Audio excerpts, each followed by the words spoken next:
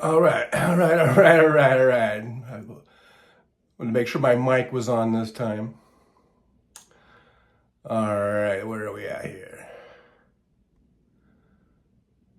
There we are. All zoomed in here. I don't know. Hi, guys. Good morning. Let me go ahead and see if I can move this back without knocking the whole thing over. All right. So good morning. Here we are, March 5th, 2024. It is 9:18 here in the Pacific time zone, 55 degrees in Las Vegas. We're supposed to hit a high of 69 today. So we had a little bit of cool temperatures, kind of brought things down a little bit, but now we're heating back up. And I think next week it's all 70s, and it might be, we might not get, at least for our daytime highs, we might be over 70 all the way until we start hitting the 80s and the 90s and the hundreds. In other words, we might not be, our daytime high might not be below 70 starting next week until next October or something. Anyhow, let's see who we got. We got some people in the truck stop. Let's see. We got Nick Rich 56 here, or Nick Rich 56 Nick Rich, with all kinds of little truck emojis and vehicle emojis. So good day to Nick Rich and everybody. Chris is here. Hello, Chris. Chris had like number 1 apparently. Beat Nick Rich to the punch there. Doug G, hey, howdy. Jeannie's here. Good morning to Jeannie. We got Jolie. Hey, Jolie. Good to see you. And let's see who else. I guess that's it. But hey, pardonnez-moi as I cough. Trying to get, I don't know, like I've been having this problem with this camera. I don't remember being sort of zoomed in before, and I don't know how to unzoom it. So, and it's been bugging me these last few weeks, and I don't know how to unzoom it. I don't think there's any way I can unzoom it. Let's see here. Here we go. I'm gonna monkey around. Probably end up knocking the damn thing off. Let's see. There's that. That didn't do anything, did it? Because there's that, and then there's this view screen fit, but I think it's the same as far as how much is zoomed in. Let's see, we got, those are just other things of this nature. So I don't know. So I'm gonna very carefully try and scoot this back and not knock the damn thing over. For some reason it doesn't want to, oh gee. It almost fell over. It almost fell over, guys. We almost ended the show right here and there. Because that's what happened before one time. I knocked the whole damn camera over. And then I had to do a restream. I had to restream the stream. I stopped in midstream and had to restream the stream. Can you imagine that? Can you imagine that? All right, here, I'm trying to scoot this back very carefully without knocking the damn thing over. Because we don't want to do that. We don't want to knock it over. See, the thing about having it so zoomed in like this is you guys can't see my nifty shirt. And today, I'm wearing my, I have to almost stand completely up. And you can see my Nerd Halen shirt today. But one of these days, I will get the proper equipment. Okay, so we got, who else? We got Robert Propon is here. Kevin Anderson. Hey, Kevin Anderson, good to see you. MJ Daniels here. Good morning, good morning, good morning. Denise Massey. Good morning to you. Alvin Stoops here. Hello from Southern Illinois. All right. Thanks for being here. And Truckee J. Jolie says hello from Southern Indiana. And what is Chris? What is your zoom percent, Truckee Drive? Well, I'm on the camera. I did go back to my the little camera and I put it on 0.5 because it was, and that. But then once I go into this Prism app, I think it's it just does its own thing, and I don't see any way to adjust that on this Prism app. I'm using this. This is the app I'm using for to do this broadcast, to do this live stream from, and I don't see anything unless I could get a different tripod. I do have another tripod that I could try, maybe. I don't know. I'm looking over there. I have a ring light and it has a thing, but I don't like that one. I was just thinking if I could point it down, because what all I'm seeing is like the top 2/3 of my head. Now, when I look at the iPad, I can see a little bit more. But yeah, it just seems weird now. Uh-oh, someone's mother's out there. It was nice and quiet. Now people are starting to wake up, I guess, and they're going to be making noise here in the apartment life. I lived in my truck basically for 10 years, it seems like, or I had my own house out in the desert. Like 2.5 acres, and then plus all the acreage around me wasn't developed pretty much. So I've been used to, what I'm trying to say, I've been used to like not having neighbors and stuff. And now living in an apartment is really kind of a whole different lifestyle. You get to hear everyone's little squabbles and fights, and you get to hear the kids screaming, and usually screaming just from playing, but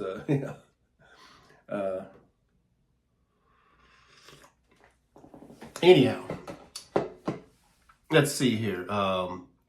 Denise Madison has got to say, how's Cupcake bit last night had me in tears in bed, to the point hubby came in and says, what the fuck is so funny? Tears on my pillow. Yeah, that was pretty funny. I was watching that too. Robert Papon says, another hi to you from Southern Indiana. We got the Southern Indiana contingent here. Denise Massey, can you do cupcakes, John? My attention will be unwavering. I can't do cupcakes. All I have on this is very limited. Is I got this guy,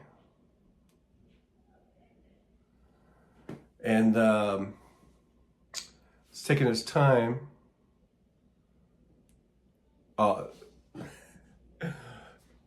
And so you can't even see me anymore.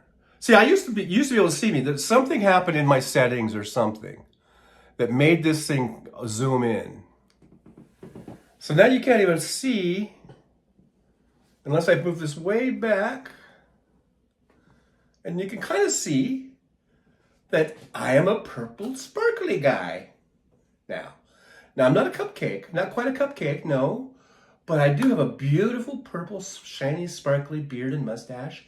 I think it's fabulous. I hope you think it's fabulous. We could all be fabulous together on this sparkling Super Tuesday. And I hope everyone wherever Super Tuesday is today, that you are voting. And that you vote for Biden, of course. And if you're a Republican, vote for Nikki Haley, because Donald Trump hates that shit, man. And anything that gets under Donald Trump's skin, I'm all for it. You know what I mean? So get out there and vote, vote, vote. I take a sip of coffee and then go vote again. Okay. So that's about all I got there. I mean, I have a football helmet guy, which I did before during the Super Bowl. I don't have cupcake. If I did, believe me, I would do it. I got Santa Claus. I got wearing a mask, like a medical mask.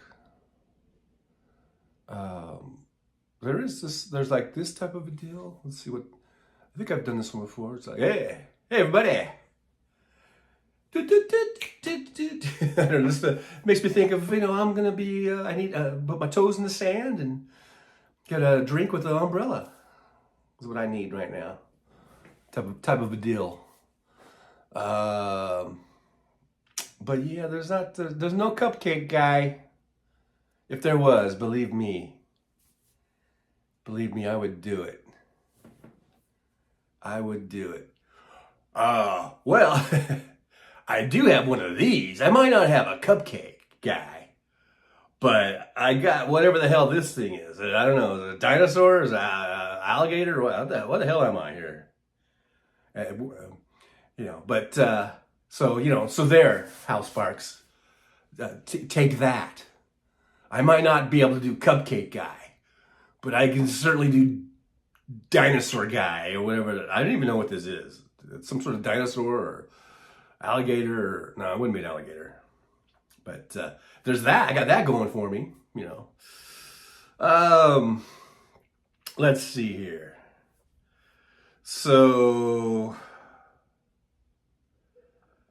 Robert Papone says, the Hal Cupcake guy, Cupcake Head is so funny. Ficus, Kevin Anderson's calling out for Ficus. I don't got Ficus. I can't do Ficus. I could maybe do kind of an accent with a dinosaur head. That's about all I could do. About the best I could give you is probably a southern accented dinosaur head guy.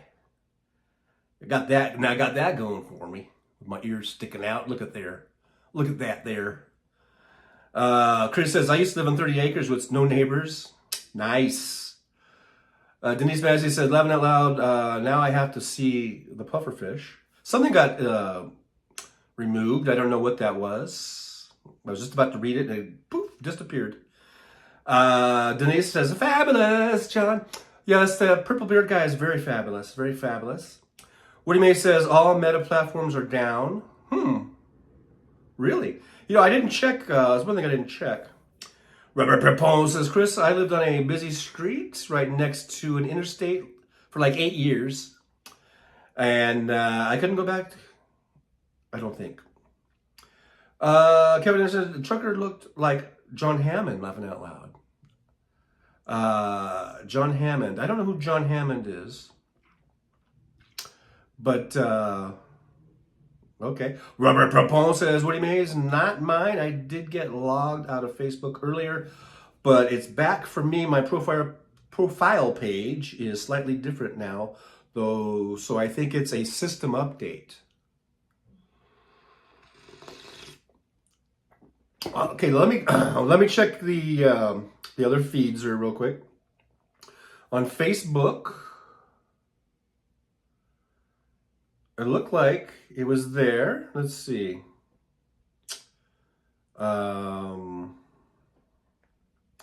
Let's just check in with Facebook real quick. I can see, how you doing, Facebook? Hey there, Facebook. Just say hello to Facebook. Looks like no one's there. I'm just gonna type a quick hello. Oops, I misspelled it. I wrote hello, and if I wonder if I put, because I noticed that other people on Facebook, they put like at everyone, and then I get a notification. It seems like everybody who's on their thing gets a notification or something of this nature, but when I do it, I get nada. I get zilch. And now the screen is just frozen up over there for some reason. I don't know why. What's going on with Facebook? It's like a frozen screen on Facebook. There's Jolie. Jolie's over there on Facebook. But for me, for now, I don't know why it's frozen. I don't know. Let me try it again. Let's try it again real quick. Okay, so now I see me. Now I see me. Now I lay me down to sleep. I don't know. And I can see Jolie says, what's up? So it does appear to be going. Does that thing have something kind of out of his nostrils? Oh, it's like a fire-breathing dragon or something? I don't know. Because on Facebook, I can see it. Now it froze again. So Facebook, I don't know what's going on with Facebook. I go on over there and it just freezes. Now here's Twitch. Let's see what's going on over at Twitch. Probably nothing. Probably nothing.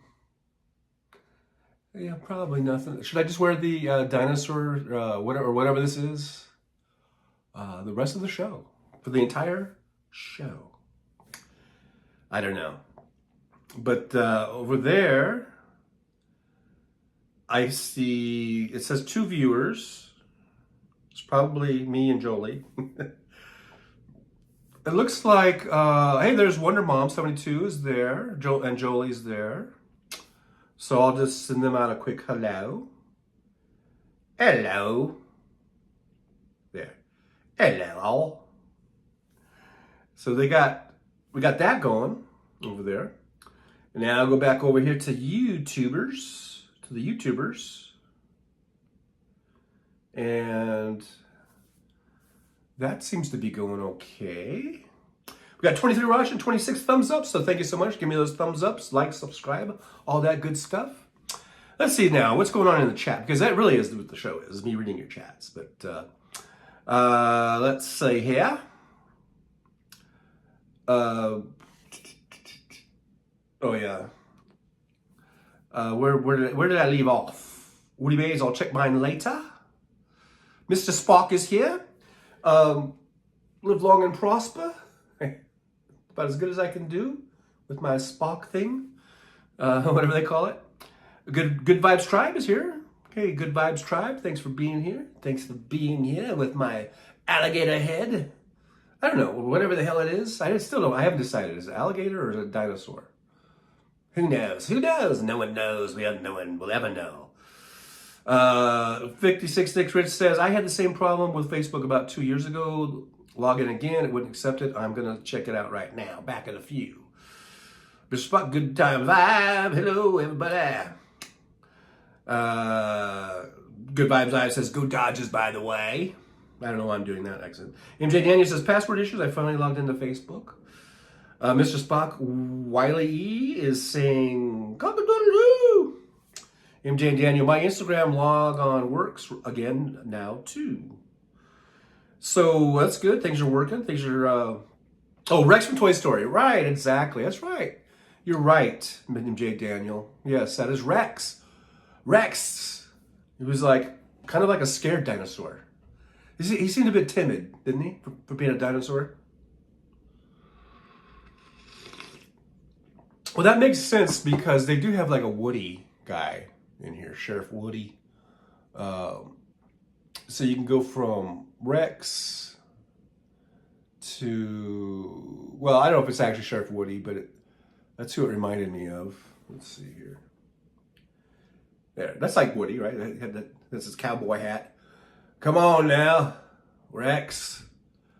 Don't be so timid. What if it would be like Woody? It'd be Forrest Gump as Woody. But, come on now, Rex. Don't be so scared, Rex. It's just jump.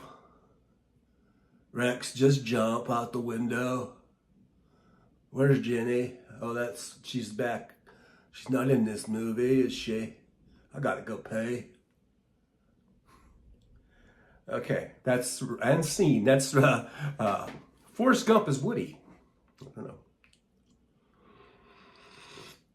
It seems like my hat isn't quite fitting on my big noggin. On my big noggin. Woody, Sheriff Woody with an English accent. I don't know. MJ Daniels got some emojis there. Denise Massey says, obviously you're a trucker Rex. There you go. Doug G. Puff, apparently doing some puffing. The Magic Dragon. Puff the Magic Dragon. Puff the Magic Dragon lived by the sea. Can you imagine? We all sang that in like kindergarten and first grade and stuff like that. I mean, we actually sang that. They taught us that song, and then come to find out it was all a big metaphor for smoking pot.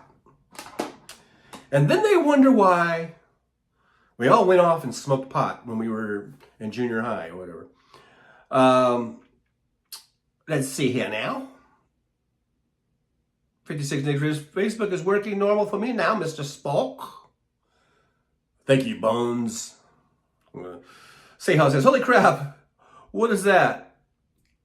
Oh, it's Trucker John. Yeah, it is. It's Trucker John with a Woody hat. Ooh, that almost didn't sound right.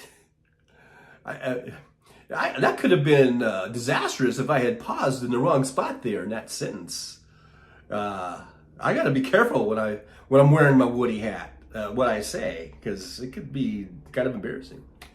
MJ Daniel says the guy from Princess Bride did the voice. Oh yeah, Inconceivable.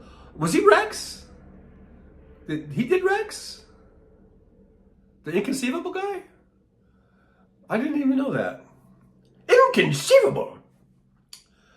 Robert Rapone says, what kind of stoner school did you go to? I know, right? But we just thought it was about a dragon, a friendly dragon. Tara Taylor. Hey, Tara Taylor, nice to see you. Says hi, TJ in chat. TT is here. TT is in the chat. TT is in the truck stop here with our big American flag on Super Tuesday, apparently. Mr. Spock making some ISO oil today. Okay. Mr. Spock 420. MJ Daniel Rex. Yeah, I think we established Rex, the dragon. I mean, the dinosaur from Toy Story, apparently. Apparently that's what it was. Inconceivable.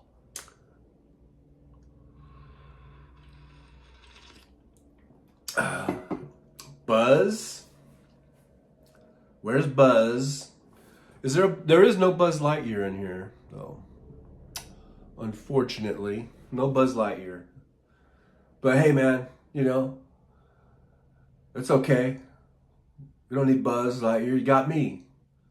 You got me right here. So we're gonna zoom through the universe, baby. We're gonna zoom right on through the universe. That's just the way it is, You don't got Buzz, so you got me. I don't know who I am. You don't know who I am. No one knows who I am. I got these shades on. I'm hiding behind these shades, and I can just go through life kind of incognito. You know what I mean? So hey, man, it's all good. It's all good, man.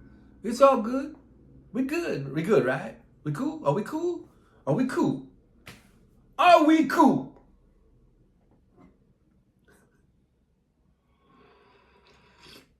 That kind of morphed into a kind of a Samuel L. Jackson type of a thing. You just never know when you get these, you get into these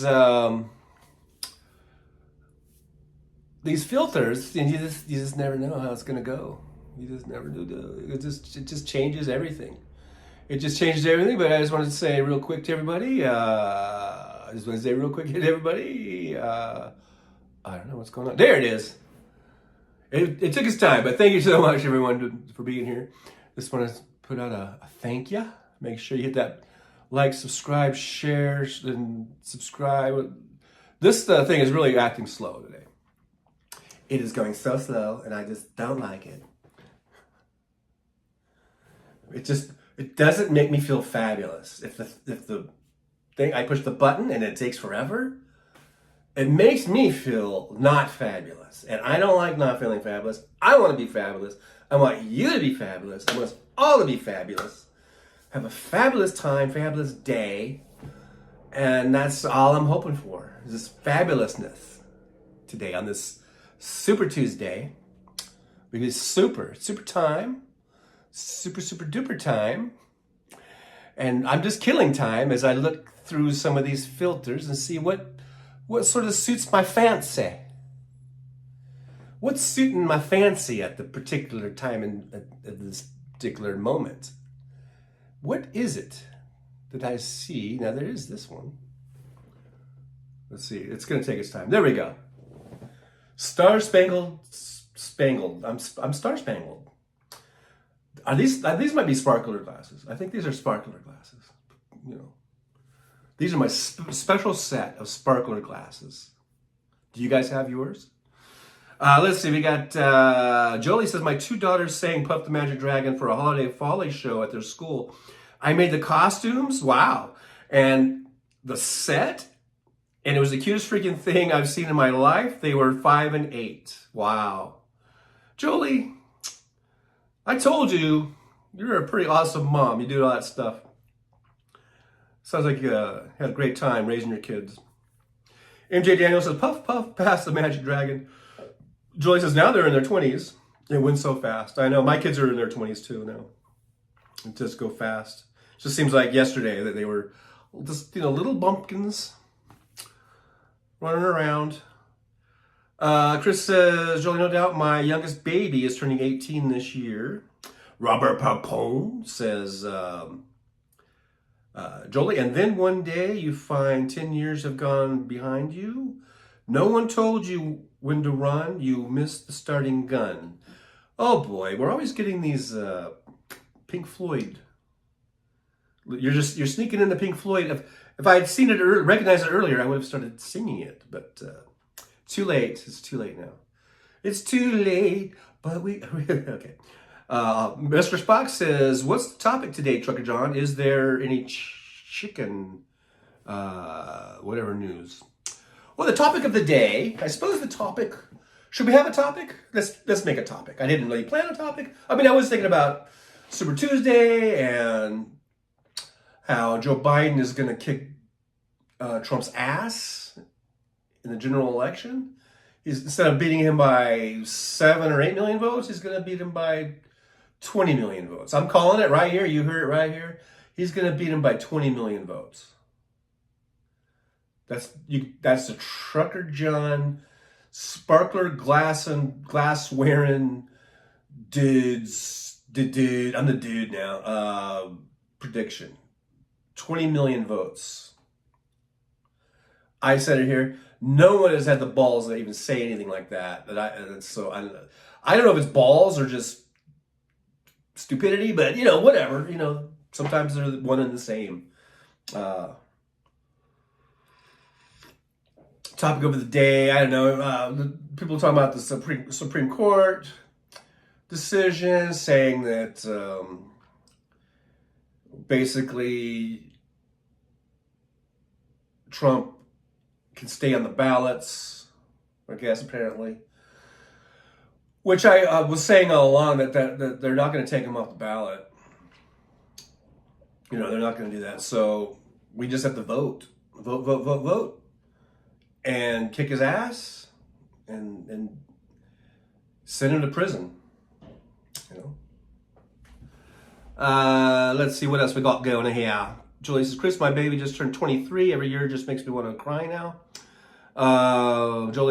Chris says, Jolie, we blinked. Where did time go? 56 next week's women will determine the next election. Women should be, and they are, pissed off. They, rightfully so, are pissed off. And yes, it's going to be Rovember and IVF-vember. How do you say that? I don't know. But it's going to be all that. It's going to be all that and a bag of chips. Yes. So look out. Just look out. Don't get in these women's way. They're going to the ballot box because they are coming. They're going to vote like crazy. And that's another one of my predictions. But a lot of people are saying that. So yeah, Rovember. It's going to be Rovember, and Donald Trump not only is going to get his ass kicked in the election, he's going to get his ass kicked in court. He's going to lose these cases. He's going to end up in jail and prison and everything else. So I don't even give a fuck. I mean, I'm not even worried about it. Trump's going to be in prison. He's not going to be in the White House. And he's going to be broke as fuck. Supposedly, he says he's a multi-billionaire. He ain't shit. Motherfucker ain't shit. He ain't got shit. He's losing. Whatever money he had is gone. And he's just pilfering off of super PACs and the RNC and anything he can do. He's just scraping along, scratching along. And he can't go anywhere. He's done. Stick a fork in his fat ass. He's fucking done. I'm calling it right here. March 5th, 2024. Donald Trump is done. He's going to be in prison. He's not going to be in the White House. So there. Boopity boop boop boop. All right, so But Nick Rich, you're right. Women will determine it because women are going to be coming out in force. Chris says sometimes, Sugar John. I don't know what I said. That So you might have to refresh my memory. I don't know what I said that was sometimes. Jolie said, my kid's childhood was definitely the best time of my life. Best time of my life. Finally had some peers that understood me. Now they've outgrown me. I need grandkids. Get them busy. They better get busy. Chris says, Nick Rich, damn right we will. That's right, you will. I agree, you will. Jolie says, people look at you weird if you're at a McDonald's play place without a kid. I haven't been to a McDonald's play place since my kids outgrew that. I don't go back there and hang out. Chris says, it serves him right that women will be the misogynist downfall. Yep, does serve him right. Jolie says, Rubber Proponent, I can't think about it. I just stuffed those thoughts way down. Too heartbreaking how time just slips away. Yeah, I mean, what are you going to do? What are you going to do?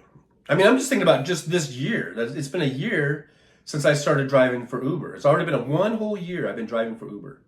And it just seems like yesterday that I was like in my truck and I was getting out of the truck and then I decided to drive for Uber and I was doing the Uber thing and I had the truck and I was trying to deal with what to do with my truck and I was parking at parking lots and I got towed away one time because I remember that and I had to spend $800 something to get it out and all that kind of shit. And now, you know, I'm seeing repeats of stuff I already did. Like they just had the Las Vegas Half Marathon, and that was when I first started last year. So now I'm already on my second one of those. You know, I'm seeing, well, the signs for EDC. That's that big, you know, electronic dance music festival they have out here every year. And I don't think that's until May, but still, it's like March and May. It's like in 3 months, that's going to be happening again. I mean, all these things are going to be, we're going to have March Madness. This is March, so March Madness is coming. All this stuff, and it's just like, it seems like yesterday that I just, you know, was driving through those type of events, you know. So it flies by. It just flies by. So that's why you got to just, I guess, enjoy every moment. And, you know, don't take it for granted. Don't take anything for granted and enjoy, kind of live in the moment. I mean, I know sometimes people say live in the moment, and then some people might take that like maybe way too seriously, and where they don't plan for anything in the future. Yeah, you should do some future planning for the future as far as, you know, socking some money away or, you know, whatever. But also, you need to just enjoy the moment. Enjoy every moment, you know, or take it all in and just know that, boom, every second that goes by, it's gone. Never getting that back. And that's another reason why I appreciate you guys spending your time with me, because time is priceless, right? It's priceless, and once it's gone, it's gone. And you guys are spending your time right here with me and other people in the chat, and I really appreciate that. So just want to let you know how I do appreciate it. Chris says about balls and stupidity. Oh, balls and stupidity. Oh, did I say that was sometimes stupid, or whatever I said? It's all the time, I guess. Apparently, yeah. I don't know. Nick Chris says, have you ever been asked to take your passengers on a guided tour of Vegas? I don't think so. Not really. No one's asked me to take them on a guided tour, but I do get some people that ask me a lot of questions sometimes, and sometimes I know a lot of shit about certain things about Vegas, and then there are other times I'm just like, I don't know. So it just depends on what they're asking and where they're at, what part of town we're in or whatever, and I could be somewhat knowledgeable, and people go, "Well, I really appreciate you telling us the history of Las Vegas or whatever." But then sometimes people ask me questions, and I'm like, I don't know, because they'll ask me stuff like, "What's the best restaurant?" and "What's the best hotel?" As though I stay at hotels and eat at these restaurants all over the place, which I really don't. It might seem like I do because I made some videos at some hotels and restaurants, but that was just basically when I was still living in the truck, and I would get hotels when I was here, and I would just get the cheapest hotels. So I mean, I'm getting. So if you want to know what the best, I guess, cheap hotel is, I can tell you that, like, I don't think the Strat or the Rio are as bad as people say they are. I think they're actually pretty good, pretty nice. I had pretty good experiences both at the Rio and the Strat, but are those the best hotels in Las Vegas? I don't know. I mean, I would think it might be the Bellagio or the Wynn or I don't know, some fancy place. The Four Seasons over by Delano. I don't know. I don't know what the best hotel is. Do you mean best as in like the most fanciest? Do you mean the best as in the best price, the best value? So when people ask me that, I don't get offended, but I get a little, I like where I don't know what to say because I'm like, I don't know. I mean, I'll sometimes, it depends on the person, on how, talkative they are and everything. But, I might say, yeah, I've stayed at the Strat in the Rio and the Oyo, and I've stayed at the Paris. I'd actually like the Paris pretty well. That's a pretty nice one. But I mean, I've heard a lot of people say that the Paris is they think it's crappy. I stayed at MGM. I got a really nice room at the MGM Grand. I really liked it. But I've heard people complain about the MGM. So you just never know. It's all kind of personal, I guess. Personal taste or whatever.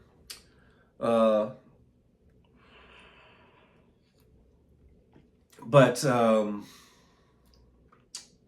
what's the best? I have no idea. As far as best restaurants, I generally eat at cheap restaurants, relatively cheap restaurants. I mean, I eat at, as far as at the casino restaurants, I don't really eat at those places. I eat at Blueberry Hill, and I eat at like IHOP and Denny's, So it's kind of, I'm not really probably, I'm not, and to ask any Uber driver that, I mean, it's kind of, in a way, kind of insulting. It's like they think we all live in the hotels or something. When everybody who's driving for Uber, they live here either in a house or an apartment. I doubt there are very many that are living in hotels. Everyone has like a personal life where they go home to, and most people probably have, wives and kids and families and shit, So, I mean, we're not like vacationing here in Vegas. But they act like, they think, so I really think some of the people think that we live in the hotels on the Strip. And I have to sometimes really literally bite my tongue. Literally, I'll go like, to not say something snarky, like, what, do you think I live on the fucking Strip?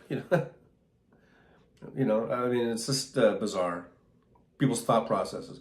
But then I realize too, sometimes people are just trying to make conversation, and they're not really thinking it through, or they're not really, they're just trying to, they don't want to have an awkward silence in the car, so they're like, they're just asking questions. That's why I get a lot of it where it feels like I'm being interrogated. It's like, so where are you from? Where do you live? How long you lived here? Why'd you leave California?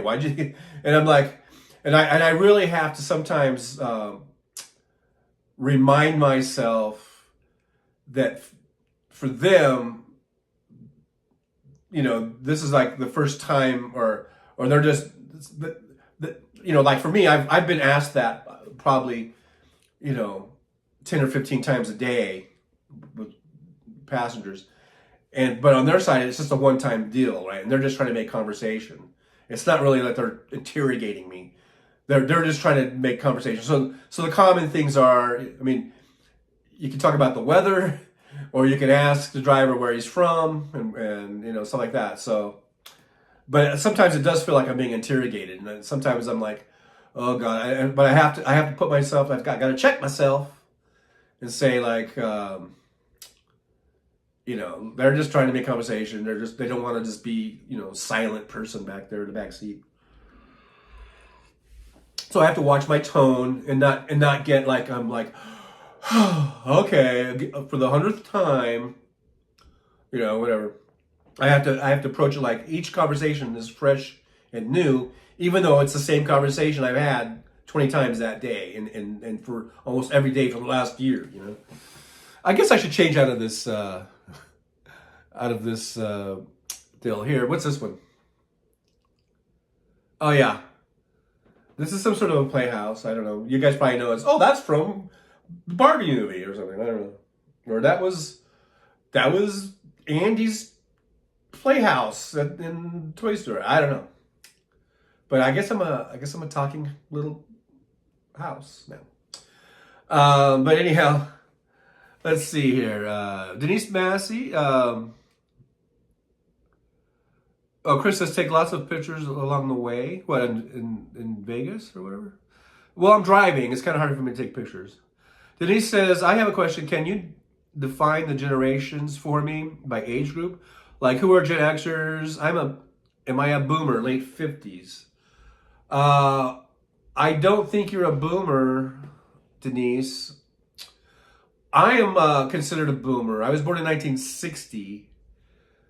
And I'm 63, and so, and I think they cut off the boomer generation in 63, I think. I'm not 100% sure, but I think it's around 63. So if you're born after 63, then it's whatever comes after that. Is it Gen X or no? What's after boomers? I can't even remember. I don't even know. I'm not really the one to ask, I guess, because I forget all the different ones, but I think after 63, you're not a boomer. Robert Propone says, yes, Denise, you would technically be a boomer if born in the late 50s. Oh wait, oh, you're born in the late 50s. I thought your age was late 50s.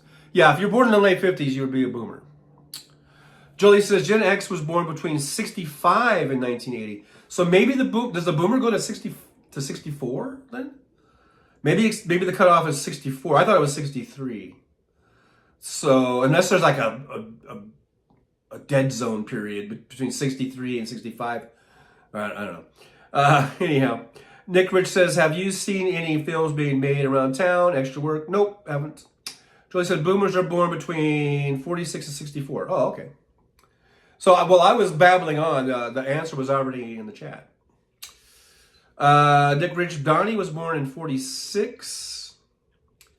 So, let's see. So, Jolie says boomers are 46. So that means that me and Trump are both boomers. But I gotta tell you, there's a hell of a big difference between a boomer born in the 40s and a boomer born in the 60s. It's almost like not even the same. Not even the same.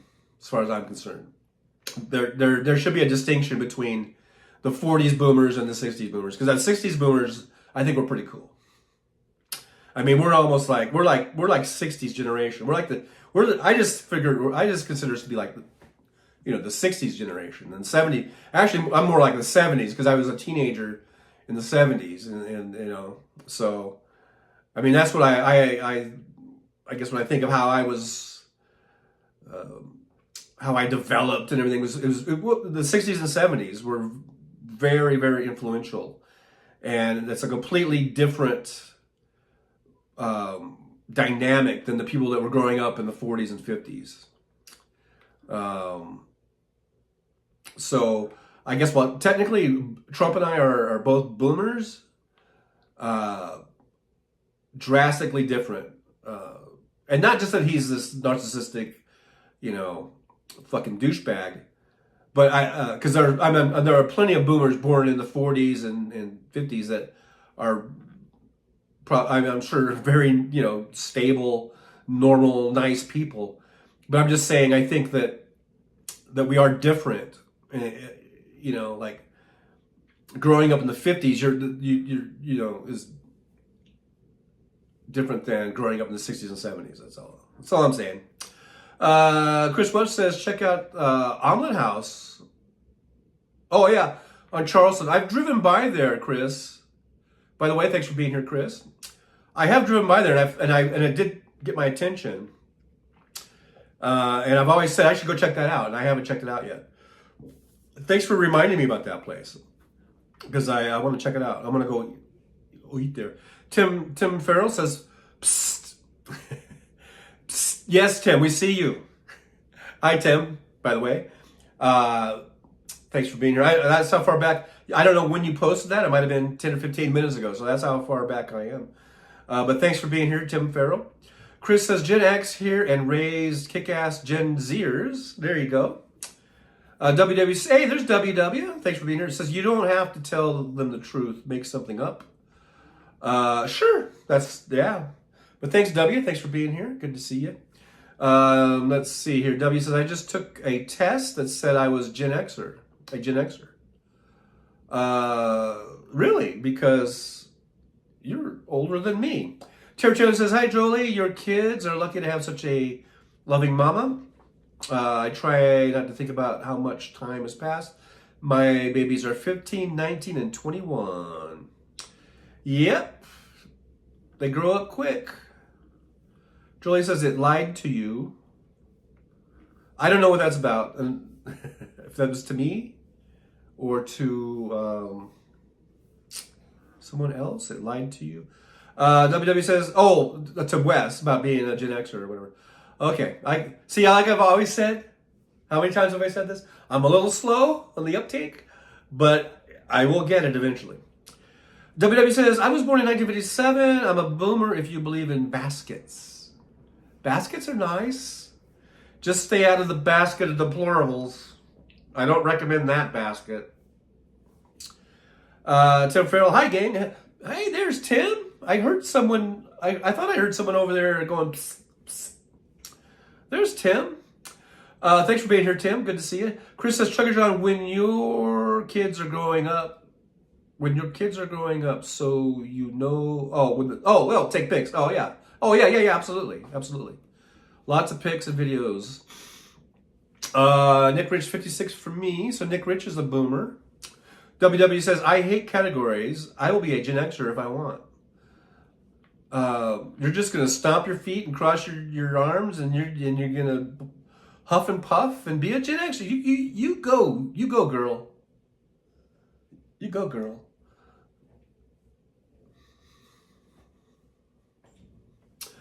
Terry Taylor says, I just made Gen X. Love it out loud. 65. Chris Welch says, it's just an arbitrary designation to promote ageism. There you go. Jolie says, thanks to Terry Taylor. They've grown up to be my best friends in the world. That is so awesome. That's really great. I love that. I love hearing that. Tim Farrell says, boomers didn't do as much acid. I would say the 60s boomers, well, probably did. Well, even, the boomers that were born in the late 50s or even the mid 50s were dropping the A in the mid to late 60s and into the early 70s, I'm sure. So I don't know. If you do the math, if you're born in, 53 and then 63, 68, you're you'd be 15.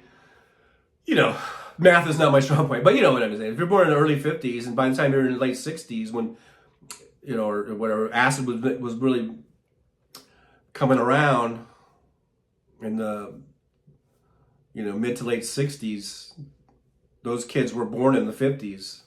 So anyhow, maybe you think acid just was a big thing later, but it was big in the 60s. That's what all the psychedelic shit's about. WW says black congressman on NPR blaming other Democrats for holding the liberal wing down. Who's that?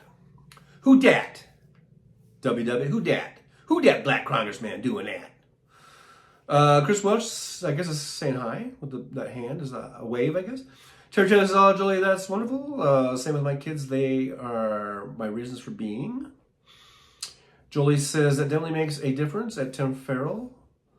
WW says he was blaming the old guard rather than the opposing party in Illinois. The Republicans have little power. Somebody has to be blamed. Someone has to be blamed for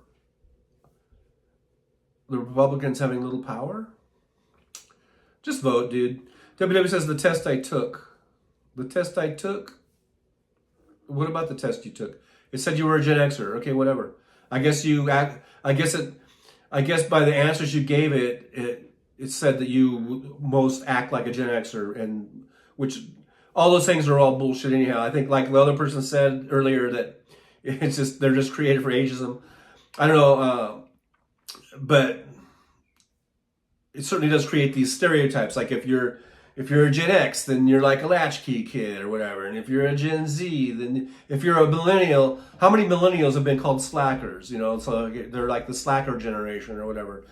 You know, and it's, I think it's all bullshit. I think all the generations, I mean, yeah, we change through time because of our innovations and how things, our technology changes, and that changes things a lot. But basically, I think every generation kind of looks at the previous generations as being sort of these old, stick in the mud, you know, behind the times, antiquated, and feel like they can't understand you, whatever generation you are, because they can't relate because they're so, you know, they're so old and out of it, and then I think every generation looks at the generations that follow them as being sort of not appreciating the hardship that they had to go through or whatever. You know, like you'll never know the things we had to do when I was a kid. So they look at the next generations as being kind of I think not appreciative of what was given to them by them. You know. And every generation does that, I think. And even these Gen Zers and stuff, they're going to look at the next generation as being, you know, not being able to relate that, oh my God, we had, you know, I don't know, we didn't have TikTok yet or whatever, you know. So, I mean, every generation is going to think that whatever generation they're in, isn't really understood or appreciated by the generation before them and the generations that are after them. You know what I mean? WW says, somebody is always trying to keep us in our little baskets. Little baskets, little baskets. It reminds me of the Weed theme song. Remember, you guys ever watch Weed or Weeds, whatever it was, about the pot lady? Anyhow. Nick Rich says, baby boomers, where did the X come from? Then the Z. It's from the alphabet. W says Vietnam was waiting. Vietnam was there in the 60s. It was permeating through the whole 60s. Nick Rich says 10-year-olds today are Gen Alpha. Wow. WW says, I think his name was Roberts or Robinson. Okay. WW says, the 21st show. The 21st show? Is that the date? Like, was the date? Or something? I don't know. Jolie says, the X is for extra. Awesome, Nick Rich. There you go. Chris says, hell yeah, Jolie. WW's buffering. All right, well, you do that in the privacy of your own home. I have no problem with that. Chris says, Gen Z is the best equipped to deal with the zombie apocalypse. that we are now facing. Robert Pierpont says, or X is for like 10, Gen 10, like perfect 10, laughing out loud. Mr. Spock says, Hector wants my tuna sandwich. He's getting pushy. Well, Hector, back off. Nick Rich says, get the 18-year-olds to vote. I think a lot of them are going to vote. I think so. WW says, we had to walk to school in the snow, uphill both ways, 3 miles, I know, with just not good shoes or something. Jolie says, I took a Star Trek test that said I was Captain Picard. Oh, there you go. So if you want to be Gen X, WW, it'll make it so. I'll make it so. Uphill both ways. Yeah, that's funny. I said that, and Robert Pope said that. WW said, laughing out loud, but what Wizard of Oz character are you? What historical character would you be? To be or not to be? That is the question. I don't know. Terry Taylor says, W, laughing out loud. Yep. Chris Welch says, like the younger generations see the older generations as being out of touch, the older generations see the younger generations as naive. There you go. That's a good way. That's what I was grasping at that. And you so succinctly summed it all up right there. Mr. Spock says, laughing out loud, he looked at you funny. Laughing my ass off.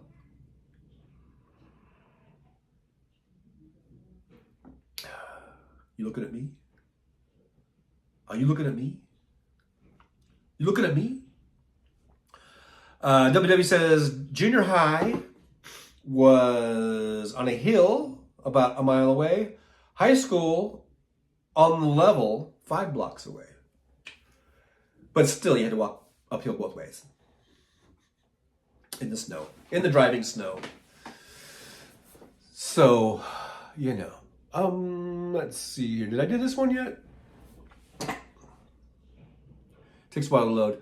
Oh, I don't think I did these glasses. I did some glasses earlier, but I don't think these are the same glasses. I kind of like these. They're almost like a Ray-Ban. Kind of a Ray-Ban look. Yeah. I can see myself wearing these in real life. IRL. See? Don't tell me us boomers we can't get hip with the abbreviations.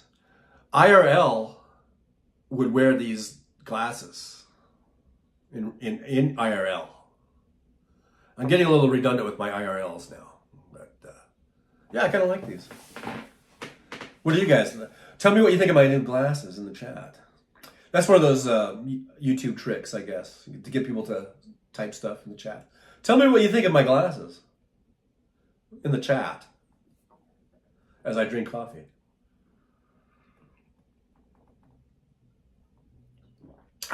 When I drink coffee, my glasses disappear. They're pretty nifty. It's so you don't splash on them. Yeah. I'm just trying to finish that coffee up. Anywho, boom. I don't know. Why was there a drum sting there? That wasn't appropriate.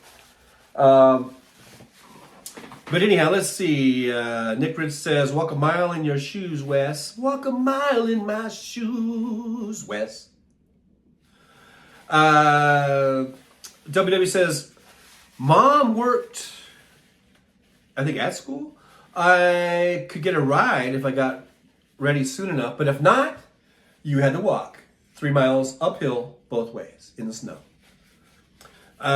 Chris Welch says, Gen X was originally called the Lost Generation by the Nixon administration. Oh yes, the Lost Generation. Let's see here. Taylor says, they look cool on you, TJ. Well, thank you very much. Jeannie says cool. Oh, cool. We're getting some cool. Yeah, these are cool. The glasses are kind of cool. I think they're kind of cool glasses. Julie's got the emoji with the glasses guy. Nick Rich says, what truck stop are we at today? We're at the All-American truck stop. We're at the All-American Patriot truck stop right here, Trucker Convoy. Hey, are you going to join me for the Trucker Convoy? We're going to convoy on down and we're going to tell them what we think. That's right. We're going to be convoying on down. Where should we go? Should we go to the border? Should we go down to Eagle Pass? We're going to go down there. We're going to stop that invasion. All right, you, me, and the rest of the convoys, we're going to go down there, have us a trucker convoy. All right, what's your 20? What's your 20? Come on back now. Breaker 19. Breaker 19, what's your 20? We're heading down I-40. All right. I don't know what the hell came over me. See what you did, Nick? You set me off. You just set me off. Let's see. W says, I didn't think anything of walking to school. Everybody that lived in town did it. There were times when, depending on where we lived, literally from the age from like kindergarten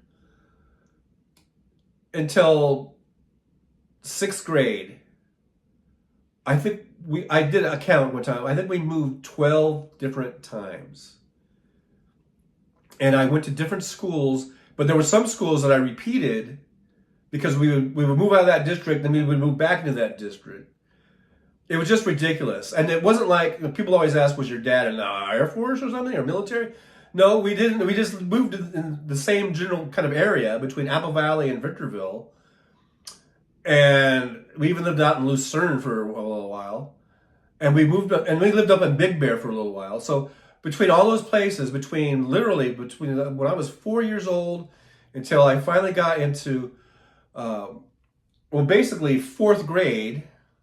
So for those kindergarten to 4th grade, I think we moved like 11 times, I'm going to say.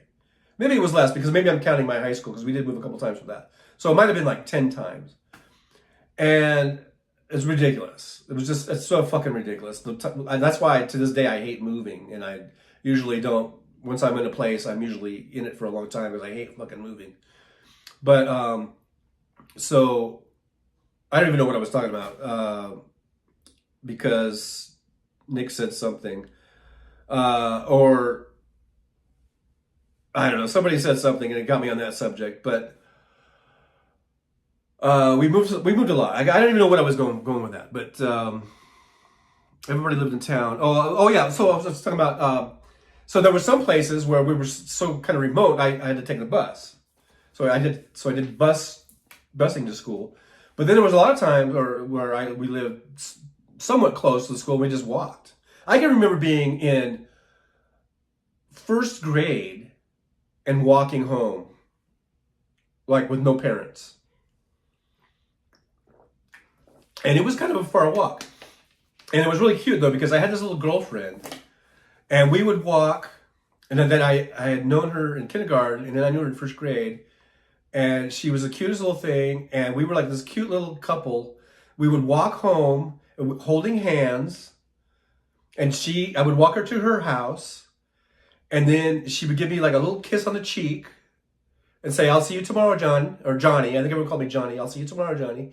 And I was like, I'll see you tomorrow. And then I would continue on to my house, which was like half a mile further. And you would just walk with other kids. I suspect maybe there were some parents lurking around. I don't know. But the way I remember it, no kids, at least my parents weren't around. I mean, they just let you walk home. But it was like if you weren't home and within, 15 minutes, I guess they would get worried or something. But we just walked home it was like no chaperones, no adult supervision. And we're like 1st graders. And so there's that. And then I remember being older, like I lived just a few blocks away from my elementary school. And basically I went to Del Rey Elementary School in 4th, 5th, and 6th grade. It seems like we moved so much, but then when I think about it, when we got to 4th grade, I was in the same school for 4th, 5th, and 6th. And this junior high in Victorville for 7th grade and 8th grade. Yeah, 7th and 8th grade. So that was a 5-year run there. Then we moved to Apple Valley, and I did Apple Valley Junior High for 9th grade, and then finished all my high school at Apple Valley. But for junior high, we would walk too. And then it was probably a mile and a half. I don't know. It seems further when you're walking, but if you measured it out, I guess it would probably be. I don't think it was more than 2 miles, but you know. Anyhow, so yeah, we did a lot of walking. But if I lived in a place where we were out in the sticks, then there was a bus, school bus. Let's see here. Chris says the school was a few blocks away from my mom, and my mom drove me every day. See, when I was a few blocks away, and we walked. But we were in nice, pretty much, it was usually pretty nice weather, or, I mean, for us, cold. Of course, we had cold winters and stuff like that. And you would just, you know, wear a big jacket, a big winter coat. But, you know, I'm sure it's different than if you're in Michigan or, you know, other places, things of this nature. Nick Rich says, don't blame me for everything, John. I am blaming you for everything, Nick. You are my fall guy because you make the show come to an end sometimes when the camera gets knocked over, or if I hit the wrong button trying to do a filter. It's all your fault, Nick. Yeah, everyone needs a fall guy, right? So let's see. We got Chris says, "Damn, Trucker John, I lived in the same house I grew up in until I was 31." Wow. No, we moved all over. We even went to Fresno, which is like 400 miles or more, I don't know, from Apple Valley. And we even lived up there for a year, like about a year. And that was like 3rd grade, when I was in 3rd grade. Actually, I went to Fresno for a little bit of 1st grade. And then we moved back again. See, the thing when I was in 1st grade, I went to I think it was John Muir Elementary, I think. I can't remember for sure. But that was a whole thing. See, my mom and dad, they separated for a while. And my mom was from Fresno, and all her family was there. And she kind of really hated living in the desert. She always hated it her whole life. And so I don't know, something happened with my parents. My mom took me to Fresno to live with her mom up there. And this is like back in 1965 or whatever. And so I was enrolled in 1st grade up there. And then my dad, you know, I mean, he couldn't stand it, you know, and so he would drive up. He ended up coming up, you know, all the time from Apple Valley, like on his days off. And then they eventually got back together, and we moved back to, you know, Apple Valley or Victorville, whichever one it was, I don't remember now. But and then a couple years later, we moved back because they bought a house up there. But my dad kept his job. He didn't want to leave his job in Lucerne because it paid such really good fucking money. It was a good union job, cement worker job. He made, for back in those days in the 60s, and he's making like 40 or 50 grand in the 60s when the average income was like 10 grand a year, you know? So he didn't want to leave that job. But my mom was always bitching and complaining about the desert. She hated the desert. She missed her family. So my dad goes and buys a house up in Fresno, and we moved up there. This is when I was in 3rd grade. I went to Bullard Elementary, and my dad again was like living in Apple Valley, and on his days off, he would just leave from work, go straight to Fresno. You know, it was like a 8-hour drive or whatever it is, 6 or 7 hour drive, and then spend the weekend, and then go back to work. You know, and he did that for a while, and then he was trying to find other cement working jobs at other places. Because I remember us driving to like San Jose. I think there was one up there. I think there was other places. We tried to be closer, I guess. I'm not sure San Jose was really that much. Well, it was a little bit closer, I guess, than Fresno. But I remember driving to some other place, and he just, you know, he didn't want to lose that job because it was a great paying job. And so we were up there for about another almost a year, but it was just too tough on him to make that drive. So then we moved back to Apple Valley or Victorville. From there, I think we went to Victorville, and but we were always moving. We moved to Big Bear for a while. We had 2 different houses in Big Bear. We were up in Big Bear for about a year, and during that time we lived in 2 different houses. You had managed to put 2 moves into that stay. So I don't know, just a lot of moving around. And then we started settling down. Then we did Victorville for like 5 years, and then we did Apple Valley. But even in Apple Valley, I was able to go to the same school the whole time, Apple Valley Junior High for 9th grade, and then 3 years of Apple Valley High School. But even then, we moved twice when I was in school. Then when I moved out and left the house when I was out of high school,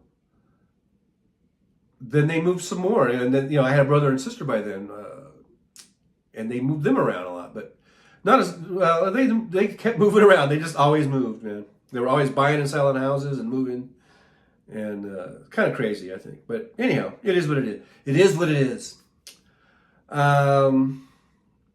Nick says, I walked to and from school every day until college. Wow. Chris says, although, how many child abduction stories did we see back then? Yeah, I know. That's the thing. Is that it felt safer, but I wonder if, that maybe there were just as many, but things weren't so sensationalized like they are now, and like they have been for the last 20 or 30 years with the advent of, cable news, and then the advent of the internet, where you can get these stories from all over the country like that. This abduction here, there's one in Minnesota, there's one in Louisiana, there's one in New York, there's one in Wisconsin, there's one in Oregon, and you hear all these stories, so it just seems like there's just so many more. But I wonder, and if statistically, on average, if it's the same or not. But I don't know. It might, but it does seem like things were safer then. But I don't know if that's true or not. Jolie says, we had to wait at our bus stop at the end of our road. It was raining below 0. Didn't matter. Not once did anyone's parents bring a car to keep us warm. Those bastards. Chris says, Trucker John, it was nice weather and nice neighborhood. It just wasn't allowed in my family. Walking, I guess, wasn't allowed. Chris says, when my youngest went in person for a few years, she walked to and from school until the last year, 5th grade. It was only a few blocks. Well, yeah, see, that's the thing. Okay, so I walked either by myself or I walked with friends, to school, but no parents. It was either by yourself or you saw some friends and you would meet up and walk. But when my kids were in school, see, I was in school in the 60s, right? Mid 60s, late 60s, and then the 70s for junior high and high school, basically. And so when my kids were going to elementary school in the early 2000s,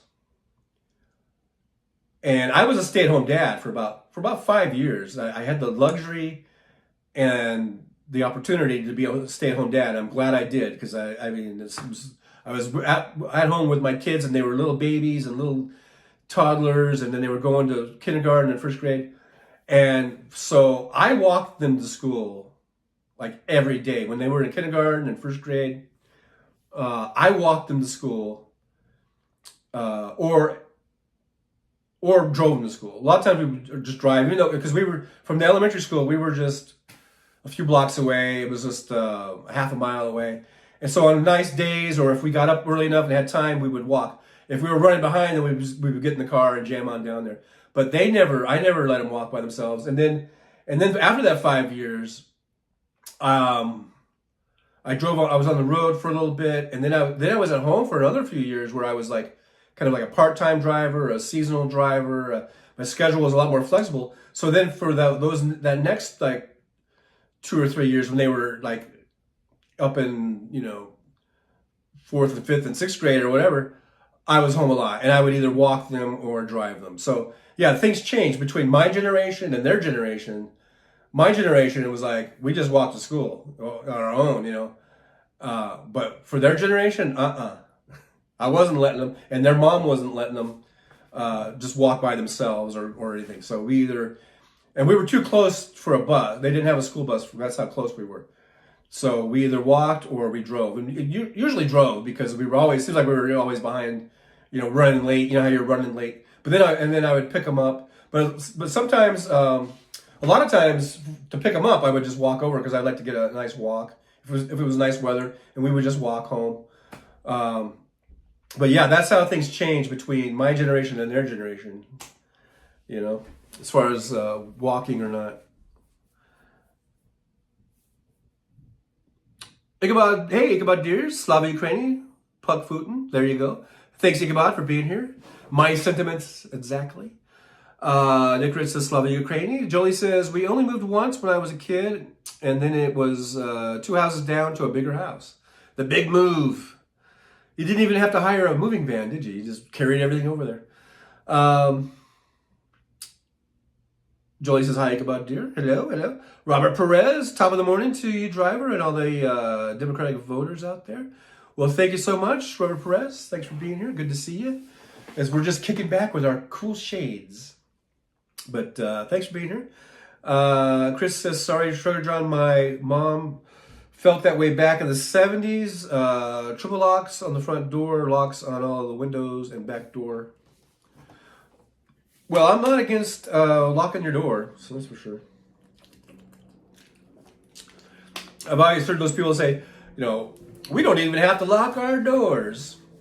And I'm like, well, you're stupid. Nick Bridge says, vote Dark Brandon. There you go. Chris says, I was only allowed to ride my bike in the cul-de-sac right in front of our house and only stayed overnight with family, never was home alone. Well, that's, it sounds like you had a very, protective family or mom, and that's not a bad thing. When we were kids, though, and we were desert kids, and we would ride our bikes out into the desert fields. We'd ride our bikes everywhere, it was just, we made little BMX tracks, even though my bike wasn't a BMX. A lot of us didn't even have BMX bikes, but we just had bikes, and we would just go make little trails out in the desert, and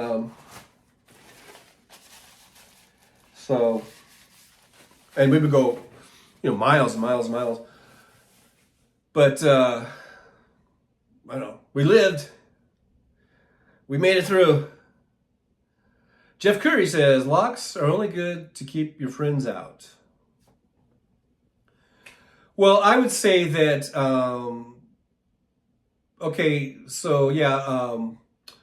a burglar could break a lock, break a window, whatever.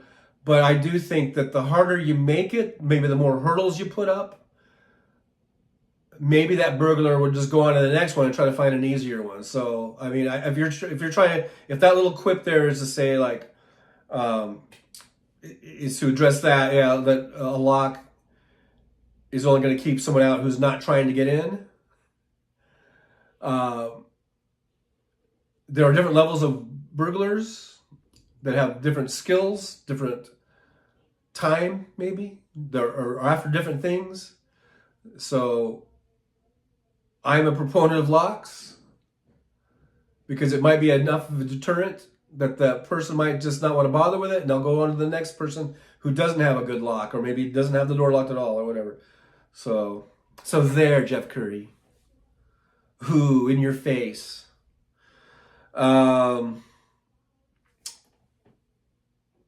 Let's see.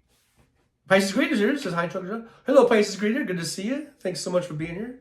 Always good to see you in the old chat room here. Julie says, Chris, my parents never had a clue where I was. I just had to be home for dinner, then back home again when it got dark. Pisces Chris says, hugs to all. Jeff Curry says, hi, Teresa. That's Pisces creator TK. Julie says, I've never lived anywhere that we've locked our doors, which, Julie, I think you've told me that before. I think it's crazy. I don't get it. I could never live that way. I mean, I lock my doors, even though I know I'm going to be back in like 5 minutes. If I'm just checking the mail or I got to get something out of my car, I lock my door and I lock my screen door. You know, maybe that's a little much, but I don't get it, man. Because then you just never know. Like, someone could just walk in. I'm not having that. I'm not doing it. Not gonna do it. Not gonna do it. Not gonna do it. Nope, nope, nope. Jeff Curry says, Jolie, same here. I was in the woods most of the time, home for dinner. Vice Grader says, hello, everyone. Hello all. Chris says, Jolie, I got grounded once because my mom didn't hear me say I was going to my friend's house down the street. Well, your mom wanted to make sure that you were safe, and so she had those systems up for you. Let's see, everyone's saying hi. I got a lot of highs. Hi. Until the midnight hour. Chris says, I have locks and cameras now. I see every access point. Wow, so quite a dichotomy there between Chris and Jolie, you know. Let's see, we got all these greetings. Good greetings to you all. Good greetings. Greetings to everyone in the chat. Hello. Nick Rich says, my door is usually locked too. If I must be honest, my door is locked most of the time. This from now on will be the Nick Rich voice. I lock my doors. Chris says, my neighbor doesn't lock her door and her cat showed my cat how to open them. That little bugger. Those cats, man. You gotta watch out. Jolie says, oh, that sucks, Chris. I loved our freedom as a kid. Looking back now as a parent, though, I think, what the hell? But yeah, but like for me, because I'm older than some of you guys, it was a little different. Like I said, I don't know if it's just anecdotal or what, but it did seem safer because we would go out and ride our bikes and be out of our parents' sight, you know, for hours and hours at a time. Reverend Propone says, I certainly don't lock my doors much, only if I'm going to be gone for a while. Only 3 people live on my street, and it's off the beaten path, and it's a dead-end road. Do you lock your doors at night? It's one thing, in this case, during the day, you're in and out, you're doing stuff around the house or whatever, but if you leave your house to go to the store, do you lock your house up? I fucking would. I don't give a fuck where I lived. And at night when I'm going to go to bed, or at night when I'm, you know, settling down for the night, my doors are going to be locked. Do you lock your doors then? If not, then you're just a crazy person. I'm sorry. You need to lock your door because someone could just walk in when you're watching TV and they could fucking murder you. You know? At least make them try to make a noise of pounding the door down or whatever, so you can at least have a chance to grab your shotgun or something, you know? You don't have wait a minute, you guys don't have shotguns? Or anything? You fucking crazy? I don't have a shotgun either. But still, I lock my door. At least I can maybe have time to grab my phone and call 911 or something, or get my tire thumper out, you know? Mitch's Spock, my door hasn't been locked since 1976. Well, hey man, whatever floats your boat. If having unlocked doors and you can sleep peacefully at night and not worry about somebody coming in and slitting your throat as you sleep, or, you know, robbing you or whatever, and then butt raping you. I don't know why I threw that in there. Then, hey, more power to you. But they say ignorance is bliss. So, let's see here. We got some more hellos and things of this nature. Nicholas says March 15th is Teresa's B-Day. So mark that on your calendar so we can all wish Teresa a happy B-Day on the 15th. I'm not going to do it now. It's a bit early. About 10 more days, I guess. Jeff Gray says, Robert, wow, my street is dead end and kind of hidden. 3 people live on it. And those 3 people will be my prime suspects every night of me thinking about them coming in to murder me. Robert Dupont says something about crazy. Jolie says, maybe it's just the Indiana thing. It's a lot of that Midwestern thing. You guys think everything is safe and hunky-dory. And because you live in the cornfields. I don't know. WW says, I forget to lock my back door all the time. No. Dude, before you go to bed, this is what I do. When I had my house or any house I've lived in, you do a check. You got to do your rounds. You check the slider, make sure it's locked and latched, make sure that you got the board and things so that no one can slide it open. Make sure all your windows are closed and latched. Make sure the front door, back door, the garage door, everything is latched, bolted. You got to make your rounds, dude. You can't slack off on this shit. Okay? Come on, this is basic home security 101 here. No excuses. I don't want to hear excuses. Terry Taylor says, I was given free reign as a kid. I basically had no rules. So, wow, talk about dichotomy. Is that the right word? Between like Chris and Terry Taylor.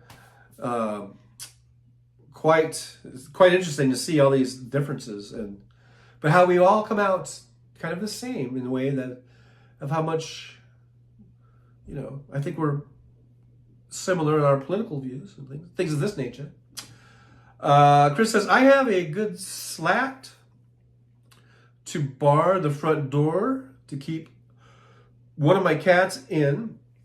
I also have a camera inside the front door. Get away from the door, fucko. Yeah, like I don't have any cameras, but I do like the Ring. I remember when the Ring doorbell came out, or there's lots of great cameras you can get, like at Costco and Sam's Club. I see them. I haven't really installed any of those. I wish I would have when I lived in my house in California. The last house I had, that was the one that was out kind of in the boonies, and I was gone on the road so much that somebody, I guess, kind of figured it out, and they broke into my house and stole a lot of very valuable things that were more valuable sentimental than anything, and they stole them.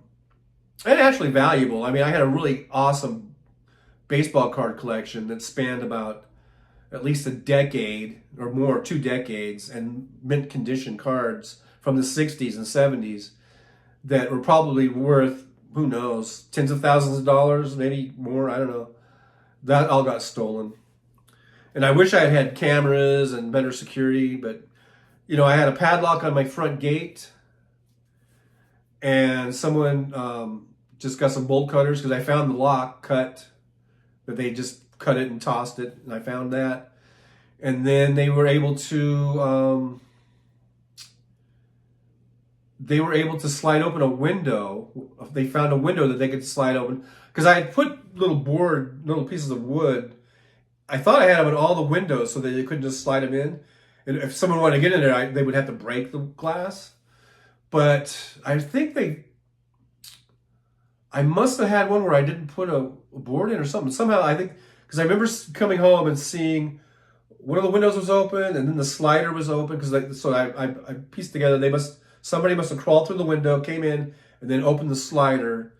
And then you can see the tire tracks. I think they had a little pickup truck. I think it was a 3-man crew. I pieced all this together.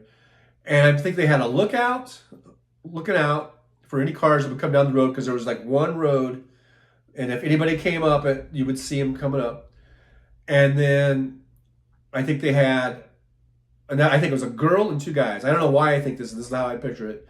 I think they had this girl, because you could just kind of see the stuff that they didn't get to was all laid out. And so I think they had another guy was going in and taking stuff to the truck, and she was going through stuff and kind of laying it out for him to take. And then I think the lookout saw a car or something, and then he's like, hey, car. And then I think they all just got in the truck and took off with whatever they had. And then, because you could see stuff that she had laid out that was like ready to go, that they didn't get to. And then when I came home, it was all just laying there. Door was open, and the window was open, gate was open. So I'm lucky they didn't come back, because I think, I don't know. It might have just been that might have been like the day before that I had come home or something. If I had been out for another few weeks, they probably would have came back and finished the job. But anyhow, I wish I would have had better locks, and I wish I would have had cameras and all that kind of stuff, but I didn't. I didn't have any of that shit. Let's see here. And that was out in the boonies, and someone robbed me. Jolie says, people come to my house. What if they need to go to the bathroom? That's what trees and bushes are for. And I'm not there. Or what if they want to wait for me to come home? That's what the front porch is for. Put a chair out in the front porch, and they can sit in that chair and wait for you. Trevor Taylor says, I think it's smart to lock your doors. Criminals will say they appreciate it when their victims make it easy to enter. Yeah, so like I say, it's a level of deterrent. If someone really wants to get in your house, they're probably going to get in. But a lot of times they want to be quick, and they're going to find the point of least resistance. And if you've got some resistance, they might just go, fuck it, we'll go to the next one, etc., etc. Robert Perpont says, no, sir, hardly ever at night. And if I run to the gas station 2 miles away, I don't lock it. But if I go to Walmart 8 miles away, I do typically lock it. No funny business goes on around here. But I guess I could see that. But at nighttime when you're going to bed, you got to lock up. That's end of story. You got to lock it up. WW says, I just made bacon. Thought I would make eggs, but thinking now I'll make more bacon. Yeah, just pile on the bacon. Pile it on. WW says, I live in the city, so you need to lock it up. Jeff Curry says, W, never fry bacon naked. Don't ask me how I know that. Yeah, you don't want that splatter, that hot grease splatter to hit certain areas. WW says, I have clothes on with a robe over them. Keep my house cool. So you're like double protected. That's some double protection right there. Clothes and a robe. So you're good. I think you're good. Just don't have anything loose fitting that's going to get, into the flame.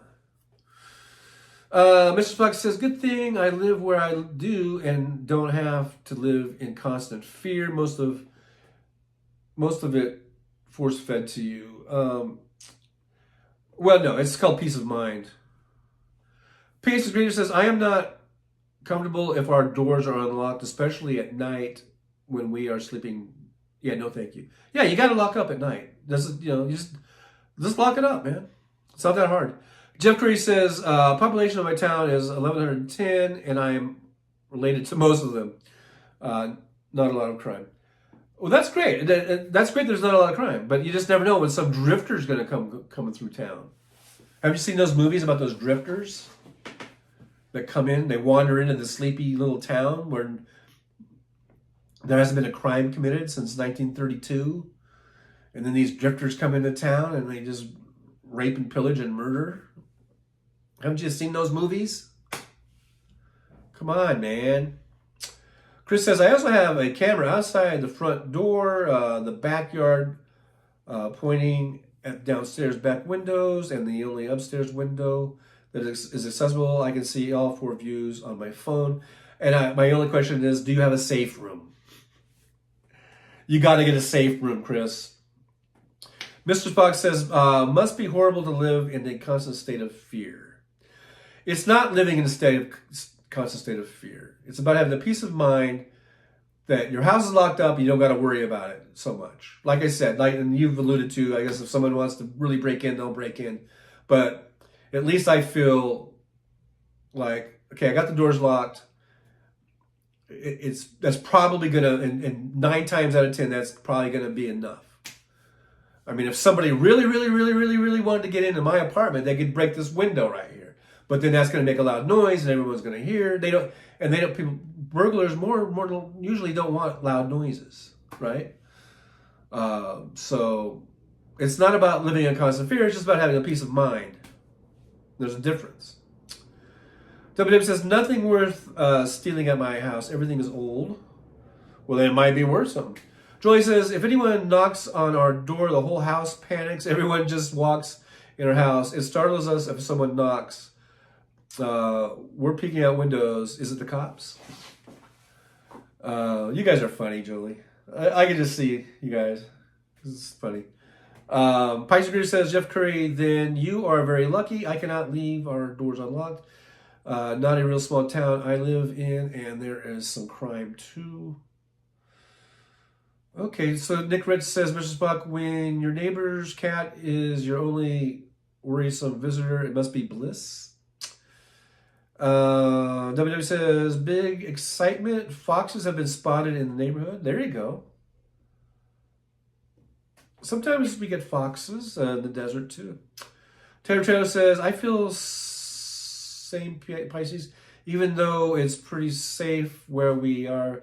Better to be safe. Yeah, better safe than sorry. Isn't that what our parents always used to say? Better safe than sorry? Listen to your parents and your elders. Mushroom Box says, I have nothing to steal. Laughing out loud jokes on them.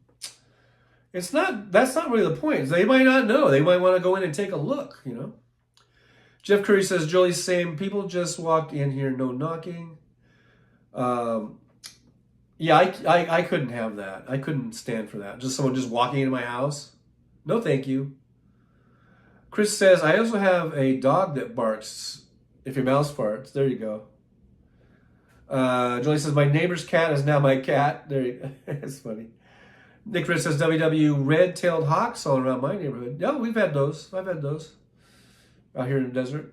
Pisces Grader says, I agree, Terry Taylor, better safe than sorry. That's what I just said. Let's see. We got, I'm trying to get in the shot. Maybe I should take this cushion out and I can get back a little further. Does that help? I don't know. I need to fix this setup. I don't like it. I don't know what's going on. But anyhow,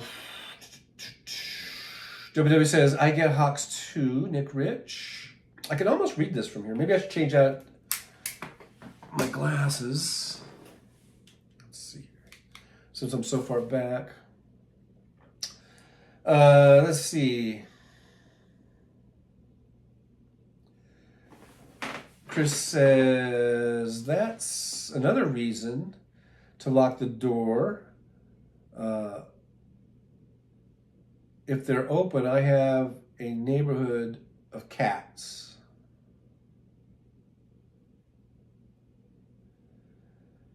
Yeah, well, the thing is, yeah, you whether you lock your doors or don't lock your doors, I mean, I can see you live in a safe neighborhood and everything's quiet, and so you feel like you don't have to lock it every second. That's fine, but I'm just saying, like,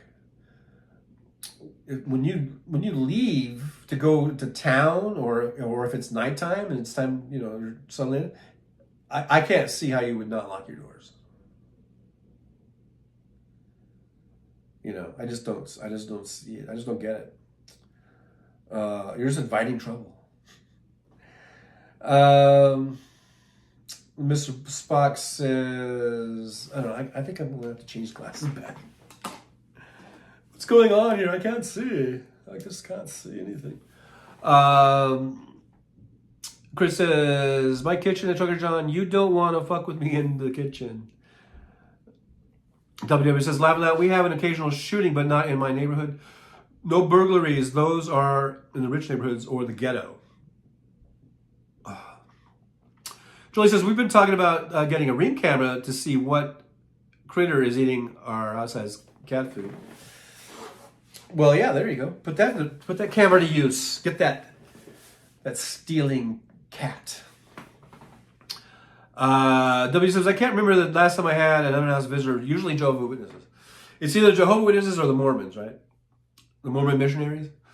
WW says, that was when I was a kid. All the neighborhood kids walked into those houses usually shouting, hey. Nick Rich says, you're funny today, Wes, thanks. Chris says, they run past my place. Jehovah's Witnesses, that is. Mr. Spock says, last person to come in was 2003. 10 p.m., drunk guy comes in and starts drinking at the kitchen table. My parents came out of the living room and had a drink with them, and then he left, laughing out loud. That's pretty funny. Chris says, Trucker John, if my door is open, I have feline visitors who know that the food is on the table and the litter box is in the closet. Charlie says, Trucker John now has channel memberships. Oh, there you go. Yeah, thanks for that reminder. We got channel memberships, we got super chats, all that good stuff. Buy me a coffee. How long have we been going here? Oh, almost 2 hours. Yeah, I'm going to have to probably just do 2 hours. I've still got some stuff I got to do. I've been having this issue with Hertz Rent-A-Car. Like every week, they say they're going to like swap the car. Now it's the 6 months point, so I have to go in and renew the contract because every 6 months you're supposed to do it. So I got to go, I guess I got to actually go down there to the office, renew the contract. And I think they're swapping out cars. They've been talking about swapping this car out for like a month now. So I got to go down and take care of that. See how that goes. So I probably will just end this. Whew, almost knocked over my green screen. We'll be knocking. I'll be doing that in a little bit here. As soon as I'm done here. So as soon as we get that 2 hour mark, I'm going to go ahead and we'll shut this show down. But yeah, we got the super chats and everything like that. You know, I just want to say thanks for everybody being here. We got 43 thumbs ups, 23 watching. That's a pretty good ratio. So let's keep those thumbs ups going and you know, share the show. Hit that share button. You can share it to Facebook. You know, that's what's going to pop up when you hit the share. It'll be Facebook or X or Instagram, or you can share it to friends and family. You know, just share. You know, we're such a sharing community here, so share the show. WW says, we have Mississippi kites that nest a few blocks away. Cooper hawks nest in radio towers above me. Pisces Reader says, sorry if a religious person comes to my door, will not answer at all. Been through that in the past. No, thank you. I do not want someone's religion and belief forced on me. Well, yeah, but you could just say, well, yeah, just either ignore them and they'll go away, or you can open the door and say, no, I'm not interested, thanks, and then I guess that's what I like to do. I like to say, no, thanks, not interested, and then I kind of like slam the door in their faces. Tarantino says, we were burgled when I was a kid. The house was turned upside down. It was very traumatizing. Yes, it is. This is in South Buffalo. Like when my house was broken into, the one I was talking about earlier, and you know, you've heard that. It almost sounds like cliche or something when people say that they feel so violated or something when something like that happens, but it's true. You feel so fucking violated, and you feel like someone was in your house going through your things, and then not only that, but they were stealing them, the things that they thought were valuable. I'm sure that I had some, because they stole one of my camera bags that had some the videotapes that I had in the camera bag that I'm sure was of my kids. Now I had a lot of other ones that I had that were in shelves. They didn't mess with that because there was no value in taking those. But in my camera bag that had a camera in it, I also had a couple of videos in there in the camera bag that were of my kids when they were like, you know, 7, 8, 9, whatever, you know. I think it had One of them was when I was teaching my daughter how to ride her bike, when she got her bike and all that kind of stuff. And I think that got stolen, shit like that. And you just feel like fucked, And I was so angry, I really wanted to kill them. I really did.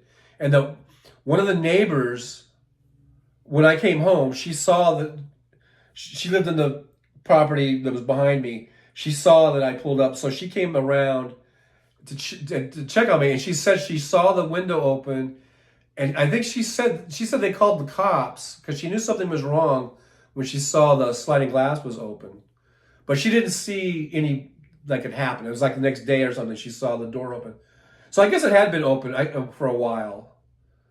I think for a few days maybe, but she gave me a suspect about this other house. It was kind of kitty corner and another down the street. And this was all like dirt roads. This is how it was kind of rural, and it was out in the desert. It was very rural. And she was telling me about this one dude and his wife or girlfriend lived in this house, and she suspected them. And for some reason, I forget, she gave me a bunch of these reasons. And so I was so fucking mad. I fucking got in my car and I drove over there to that house. And no one was there, and they had their gate all locked up. And I remember I went out to the gate, and I'm like yelling at the house. I'm like, "Hey, motherfucker, you get your fucking asses out here! You fucking ripped me off!" But no, I don't think anyone was home. I think if they did it, I don't know if they did it because I never did. I see them, but I was so pissed off, and I was thinking if I had a gun, oh God, I would have taken that gun. I would have went over to that house. And God knows what I would have done. I was so fucking angry. And plus, when this happened, it's like my dad had just died.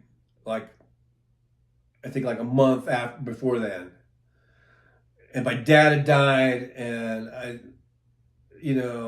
just wasn't feeling too good, and so it's good I don't have a gun because if they were home, and if I saw anything of mine, if I would looked into their window who knows what I would have done. I would have kicked that door in and had my gun, and maybe they would have had a gun. We would have had a shootout. I don't know. So it's a good thing I don't have guns because I was so fucking mad, And then I called the cops. The cops didn't do shit. They said because I opened the door and walked in that it contaminated the fucking crime scene. And I told them I didn't touch anything. I touched the door when I walked in, and after that, I saw that someone had been in there, and so I didn't touch a fucking thing. And they're like, "Well, we're not gonna dust for prints. We're not gonna do anything. Just give me a list of everything that was taken." And if it comes up, we'll let you know. And they never fucking called me. Fucking Kern County, pieces of shit, sheriff department. Anyhow, enough of that. Robert says, "Hey driver, the way I can only see your face from the nose up, look like Kilroy." Yeah. Where's Kilroy? I know my camera thing. I can't get it just to go down. Maybe that went down a little bit. And there's something with the thing where it's kind of zoomed in and I can't get it to like zoom out. So I know. I don't like it either. But it is what it is. What can I tell you? But it didn't used to be this way, did it? Right? If you guys remember previous shows, I think the last few have been like this. But previous to that, I was able to do more of a medium shot instead of this kind of just extreme close-up shot. So I don't know what's going on. But anyhow, yeah, I hear you. I hear you there, Robert. Terry says, "Yes, John, it is violating, and you never really feel safe again in your home." That I know it does fuck with you. Chris says, "Spice Reader TK, when they want to give me their literature, I hold up a satanic Bible and say, 'No thanks, I'm good.'" Jolie says, "Jehovah's Witnesses have been coming here for years. Sometimes I sit outside and talk to them. Sometimes I'm just like, not today, guys." That's, of course, after the panic because they knocked on the door. Yeah, it's like, who is it? Jeff Curry says, Jolie, I used to love talking to Hare Krishnas. They were fun.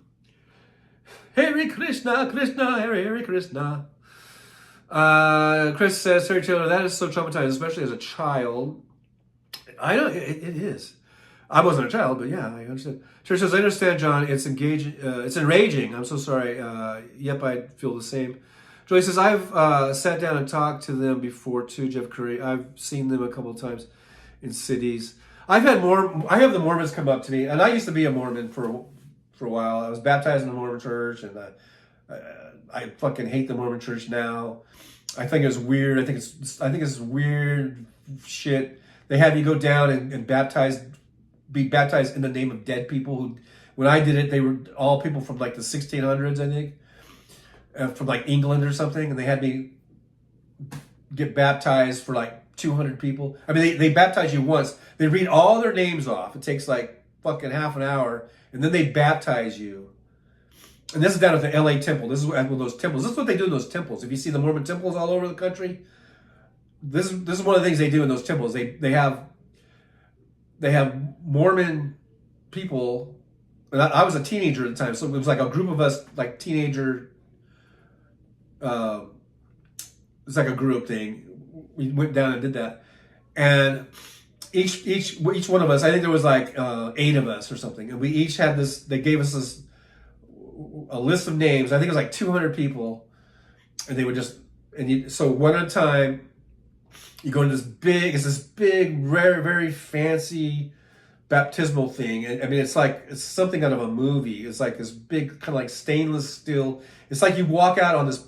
It's almost like X-Men when like the dude in the wheelchair would go out on that platform into the thing. That's kind of like that was like. There was like this platform, this walkway that would go out into the center of this big giant stainless steel bathtub baptismal thing, and it was like it was on this big giant pedestal where everything around it was open. It was like a 40-foot drop, like all around it. And so you would walk out on that gangway or whatever and into this baptismal, and there would be like a Mormon bishop or whatever the fuck they were, elder thing, and they would go, they would fucking read off all these people's lists. They would say their names, the date that they died. So I knew they were like in the 1700s. I think it said their city, because I think they were from like England and shit. So they would say all the fucking names, and then they would baptize you like as a proxy, because this was like before the Mormon Church was even existed. So they're like, all these people have to be baptized in the name of the Mormon Church or whatever. And they're waiting in purgatory or wherever they're waiting. I don't know purgatory, but I forgot all the nomenclature, but they're waiting in the waiting room up in heaven to be baptized so they can go, and then they'll get the news that they've been baptized in the Mormon Church, and then they can decide, I guess then they can decide to accept or reject it. And then, but of course, if you're in this afterlife and you basically the veil has been lifted, then why wouldn't you accept it? So you're going to accept that. So then you can go and get your own planet or something. I don't know. It's all really weird. Then after you do that, so you do the baptizing, and then you walk back to the thing. There's like a locker room type of thing. You change out of those wet clothes, because you have to wear these special baptizing clothes, I guess, because it was like a white kind of gown or something, or white. I remember a white shirt and pants or whatever. And then you change into, I think then you have to do the confirmation. And I think you just wore whatever clothes you brought. I don't think there was special baptizing clothes. But then you change, and then you go down this other hallway. And I swear to God, it's like the Shining hallway. You're walking down this long hallway, and there's all these doors. It has this kind of like, I mean, it's very nice, but it's this kind of ornate carpet and wallpaper, it's like something out of the 1800s, but it's nice and it's fancy. And you walk all the way down this hallway to this door at the end, and you walk in, and there's like this room, and there's like a chair in the middle of the room, and there's like these old dudes, these old Mormon dudes, and you sit down in the chair, and then one of them puts his hands on your head or something, and then they do those 200 people that you did for the baptizing. It's the same list.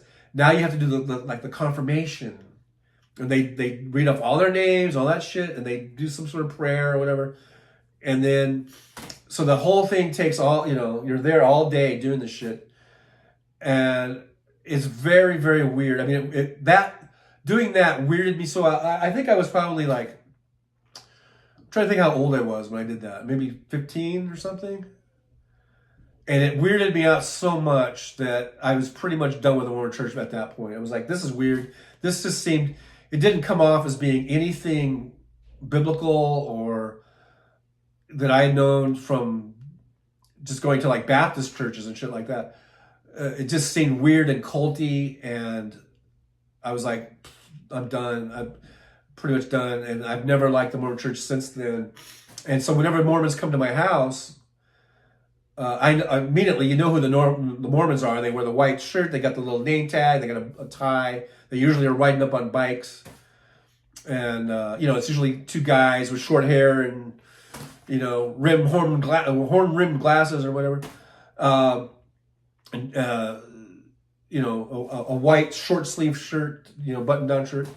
And I usually will say, I might open the door and go, I'm not interested.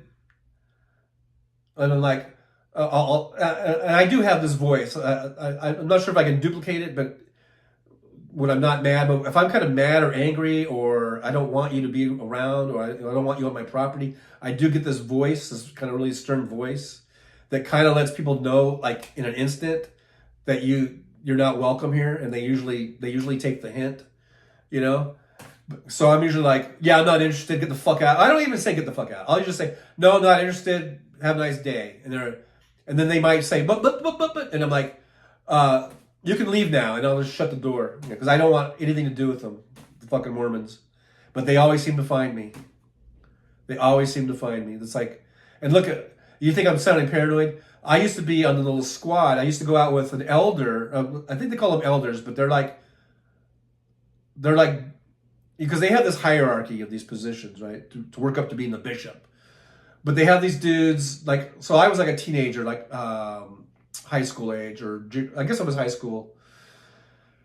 And then so they send you out with these other dudes, like they call it Tithing Sunday. And I think I forget if it's once a month or once a quarter, I don't know.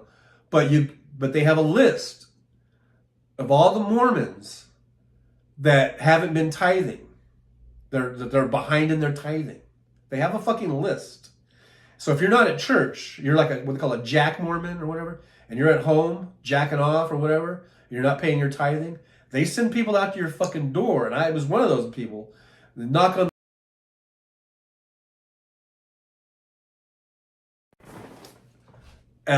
on your door, and they'll just say, yeah, hi, I'm,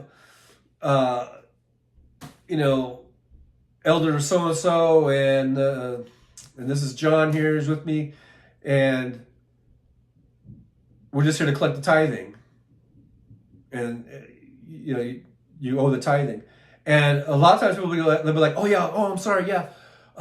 Just a minute, and they'll go out and they'll come back with some money, and then we have these envelopes, these little like yellow manila envelopes. They would stick it in there, and they would have their name on it, or he had a list. They would check them off the list, and he was like, "Okay, thank you very much. We'll see you next time." It's like a fuck. I felt like for doing that. I did that a few times. I felt like I was in the fucking mob getting like protection money or something. So as far as I'm concerned, I don't know if there's any Mormons in the chat here.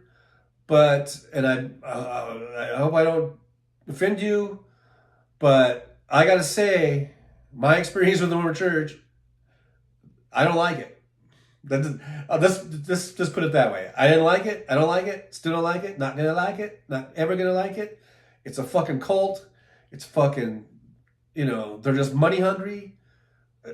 As a lot of Christian religions are, I think, too. Not just Mormons. I think even just Baptist churches are, too. But they're like fucking organized crime in a way. I mean, it's the Mormon Church is fucked. And that's all I got to say about that.